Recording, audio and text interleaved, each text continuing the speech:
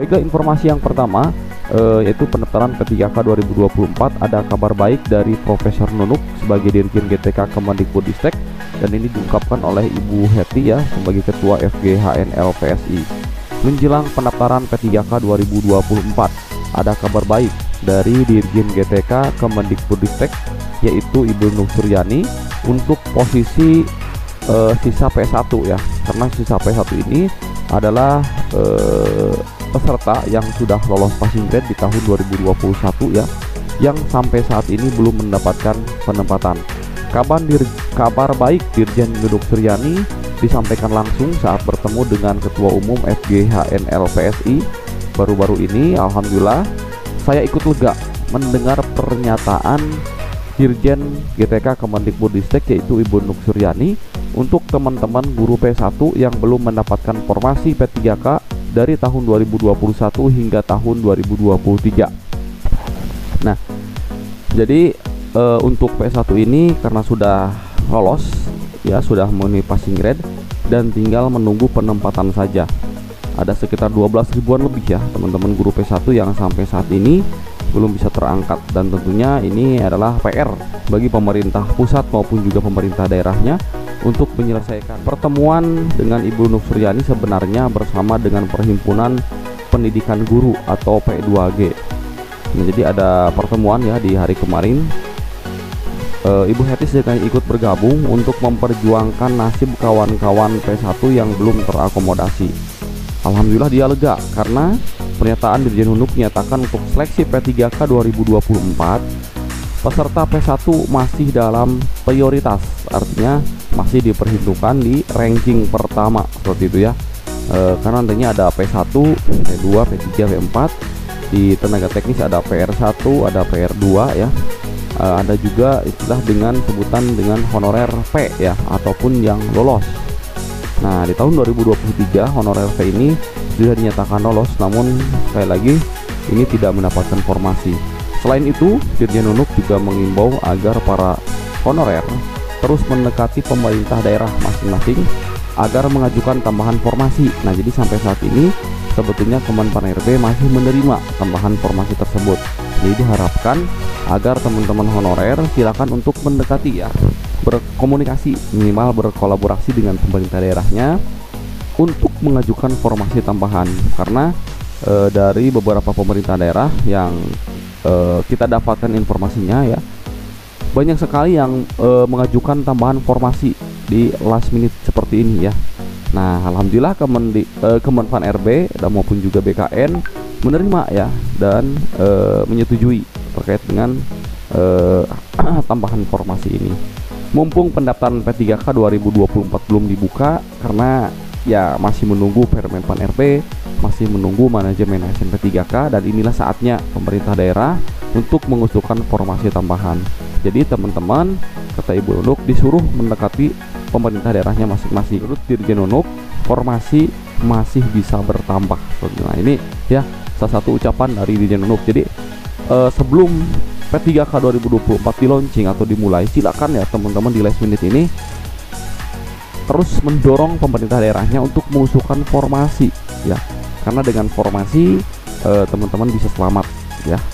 Beberapa waktu lalu Dirjen GTK Kemendikbudristek Ibu Nur Suryani memastikan masalah honorer ini tidak akan tuntas tahun ini. Penyebab utamanya ialah karena banyaknya formasi P3K 2024 yang kosong akibat minimnya usulan dari pemerintah daerah.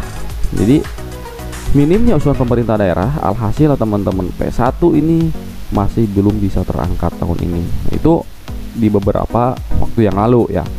Menurutnya, kebutuhan formasi guru P3K sebanyak 419.146. Usulan Pemda tidak sampai 50% dari total kebutuhan formasi tersebut. Ini sangat miris. Data GTK Kemendikbudristek mencatat usulan Pemda hanya 170.649 itu untuk guru. Usulan itu terdiri dari 150.031 formasi P3K dan 20.618 CPNS. Artinya masih terdapat kekurangan 248.497 formasi dari seluruh kebutuhan formasi guru P3K sebanyak 419.146 formasi. Itu diungkapkan oleh Dirjen Nunuk pada tanggal 22 Maret 2023 seperti itu ya. Ini data 22 Maret ya teman-teman, hampir sebulan yang lalu. Dia mengungkapkan bagaimana upaya pemerintah pusat dalam 3 tahun terakhir untuk memenuhi kebutuhan guru ASN melalui jalur pengangkatan honorer. Di awal perekrutan 2021, usulan formasi dari Pemda itu menyentuh angka 500.000 lebih. Jadi tahun 2021 itu cukup besar ya untuk khususnya guru honorer. Namun angka ini terus menurun seleksi P3K 2022 dan juga tahun 2023.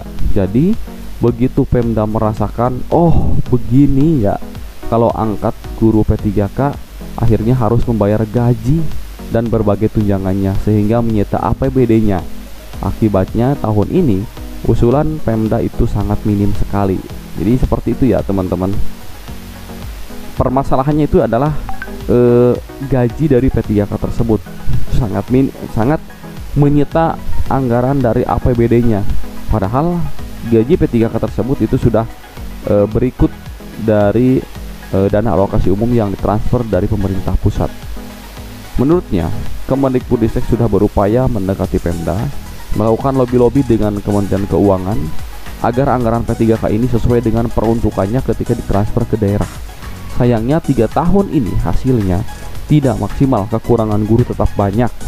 Kalau usulan formasi P3K tetap dari pemerintah daerah, ya Kemendikbudristek tidak bisa memaksakan jika mereka enggak mengusulkan karena pertimbangan anggaran. Pemerintah pusat hanya bisa bikin regulasinya. Dari hasil belusukan Kemendikbudristek, Nadiem Makarim dan Dirjen Nunuk ke daerah-daerah, masalah utama itu adalah anggaran. Pemda membentengi dirinya untuk tidak merekrut honorer menjadi ASN P3K semaksimal mungkin. Sebetulnya itu ya poinnya di situ. Usulan itu disesuaikan dengan jumlah ASN yang pensiun. Sebenarnya kata Nunuk, sistem perekrutan P3K di Indonesia itu sangat bagus. Sebelum diangkat menjadi P3K, prosesnya super ketat. Dimulai dari usulan Pemda hingga penetapan NIP P3K ke BKN. Pemda pun tahu sistemnya sangat ketat, makanya usulan formasi tidak dimaksimalkan. Perhitungan Pemda soal anggaran ini, jika semua honorer yang ada diangkat P3K, bagaimana dengan pembayaran gaji dan tunjangannya ya?